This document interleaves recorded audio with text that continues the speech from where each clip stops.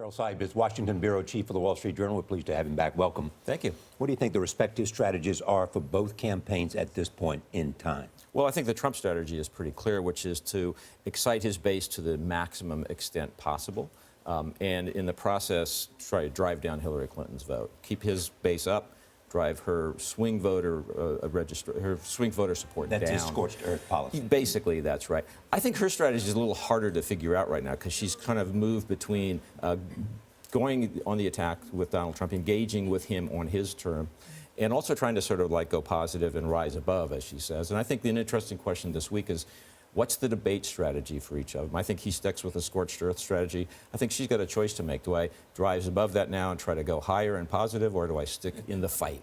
Is there anything in the WikiLeaks emails that surprises you or that you find damaging to her? Well, I don't know that anything's very surprising, but I think the most damaging thing to her is probably the tone of the conversation with the Goldman Sachs bankers. Now, again, not shocking, but it sort of confirms what Bernie Sanders supporters always thought, which is, well, she says tough things about banks in public, but in private, she's much cozier with them. That would have been more damaging, frankly, in the primary season than it is now. And why she didn't want it to come out at the time. Exactly. Yeah, that's right. The Wall Street Journal poll has Hillary Clinton up 11 points nationally. There's now a discussion about whether her team will expand the electoral map.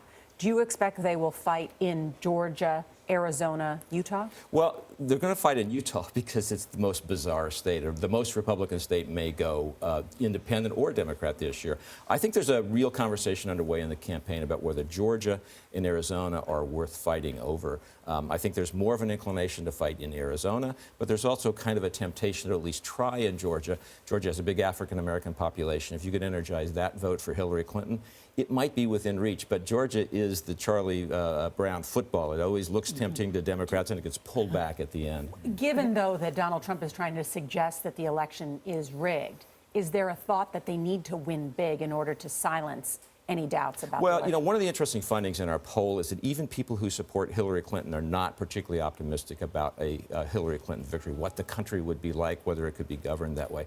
So I think winning big would at least help her create a bigger mandate if that's the way they want to think about it. But I have to say, having watched campaigns over the years, campaigns are very reluctant to start counting how large the victory is going to be. Mostly they're just happy to have a win at all, and I don't think they'll get too carried away with expanding the map. You expect any surprises?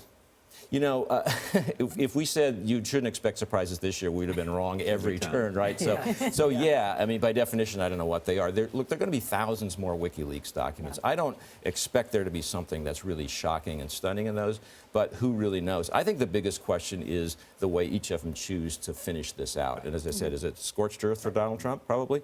Is it go high for Hillary Clinton? I think we'll find out on Wednesday a lot more. Thank you, Jerry.